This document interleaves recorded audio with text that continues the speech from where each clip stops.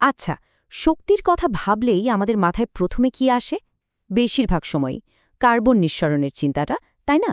কিন্তু প্রত্যেকটা শক্তি উৎসেরই একটা পদচিহ্ন আছে, যা শুধু কার্বনের মধ্যে সীমাবদ্ধ না, সেটা হলো জমির ওপর তার প্রভাব।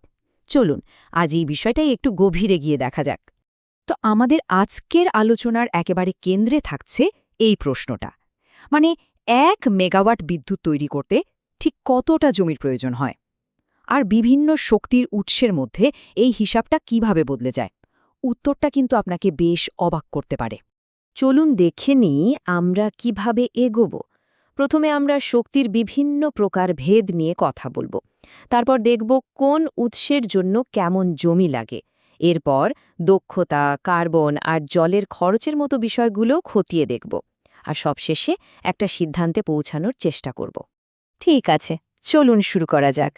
মূল আলোচনায় যাওয়ার আগে আমাদের কয়েকটা বেসিক জিনিস একটু পরিষ্কার করে নিতে হবে। দেখুন, শক্তিকে আমরা মূলত 2 ভাগে ভাগ করতে পারি। একটা হলো প্রাথমিক আর একটা গৌণ। প্রাথমিক শক্তি হলো সেটা যা আমরা সরাসরি প্রকৃতি থেকে পাই, যেমন ধরুন সূর্যের আলো, বাতাস বা মাটির নিচের কয়লা। আর যখন এই প্রাথমিক শক্তিকে ব্যবহারযোগ্য অন্য কোনো রূপে, যেমন বিদ্যুতে, বদলে ফেলা হয়, তখন সেটাকে আমরা বলি গৌণ শক্তি। এই সহজ পার্থক্যটা মাথায় রাখা খুব জরুরি। আচ্ছা, বেসিকটা তো বোঝা গেল। এবার আসা যাক আসল কথায়। মানে, কোন শক্তি উৎস আমাদের এই পৃথিবীর ঠিক কতটা জায়গা দখল করে? এই ছবিটা দেখলে ব্যাপারটা পরিষ্কার, তাই না? সৌরবিদ্যুৎ উৎপাদনের জন্য কি বিশাল এলাকা জুড়ে সোলার প্যানেল বসাতে হয়? প্রথম দেখায় মনে হতেই পারে যে নবায়নযোগ্য শক্তি মানেই বোধহয় অনেক অনেক জায়গা লাগবে। কিন্তু এবার এই ছবিটার দিকে তাকান।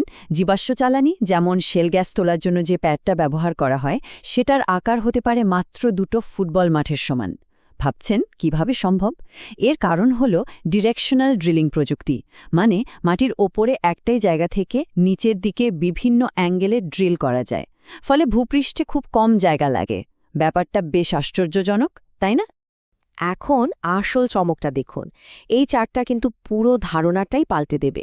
প্রতি 1 মেগাওয়াট বিদ্যুৎ উৎপাদনের জন্য কয়লার প্রয়োজন হয় প্রায় 12 একর জমি। বায়ুশক্তির জন্য লাগে প্রায় 71 একর।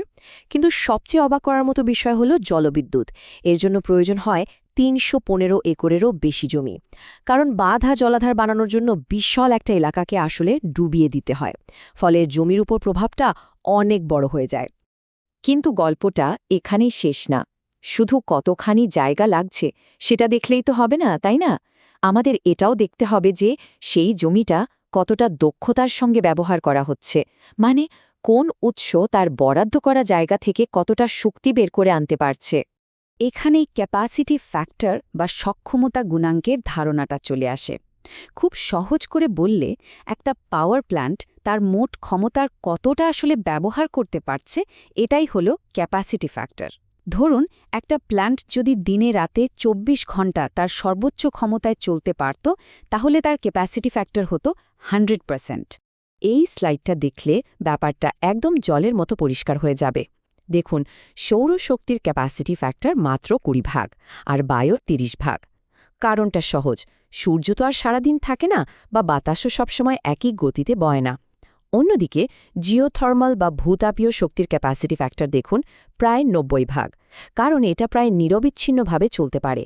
তার মানে একই পরিমাণ জায়গায় একটা জিওথার্মাল প্ল্যান্ট অনেক বেশি বিদ্যুৎ তৈরি করতে পারে। জিওথার্মাল শক্তি এক্ষেত্রে একটা দারুণ উদাহরণ। কেন? প্রথমত, মাটির ওপরে এর খুব কম জায়গা লাগে, কারণ এর বেশিরভাগ যন্ত্রপাতি থাকে ভূগর্ভে। আর তার সাথে যোগ করুন ওই 90% ক্যাপাসিটি ফ্যাক্টর, যা একে একটা অত্যন্ত দক্ষ বিকল্প হিসেবে তুলে ধরে। এই যে দেখুন, এটা আইসল্যান্ডের একটা জিওথার্মাল প্ল্যান্ট। খেয়াল করে দেখুন তো, চারদিকে বিশাল এলাকা জুড়ে কিছু নেই, বরং বেশ ছোট একটা জায়গার মধ্যেই সবটা। তো আমরা জমি আর দক্ষতার কথা তো বললাম, কিন্তু গল্পে আরও কিছু ব্যাপার আছে। চলুন এবার জমি ছাড়াও অন্যান্য পরিবেশগত দিকগুলো একটু বিবেচনা করে দেখি। অবশ্যই না। শক্তির উৎস বিচার করার সময় আমাদের কার্বন নিঃসরণ আর জলের ব্যবহারের মতো গুরুত্বপূর্ণ বিষয়গুলো মাথায় রাখতে হবে। এবার দেখুন, যেই আমরা আমাদের মাপকাঠিটা জমি থেকে বদলে কার্বন নিঃসরণে আনলাম, পুরো খেলাটাই ঘুরে গেল।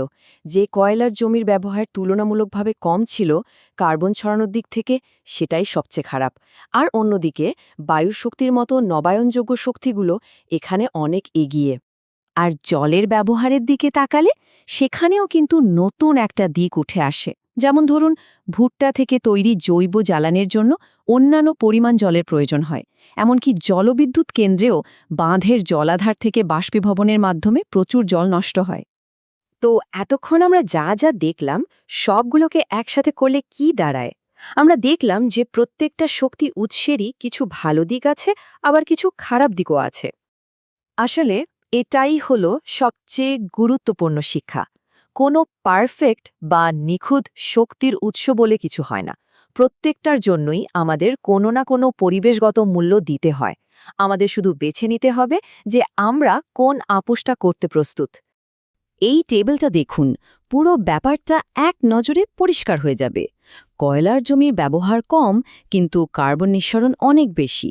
বায়ু শক্তির জন্য জমি বেশি লাগে, কিন্তু কার্বন আর জলের খরচ প্রায় নেই বললেই চলে। আবার জলবিদ্যুতের জমির উপর প্রভাব সবচেয়ে বেশি।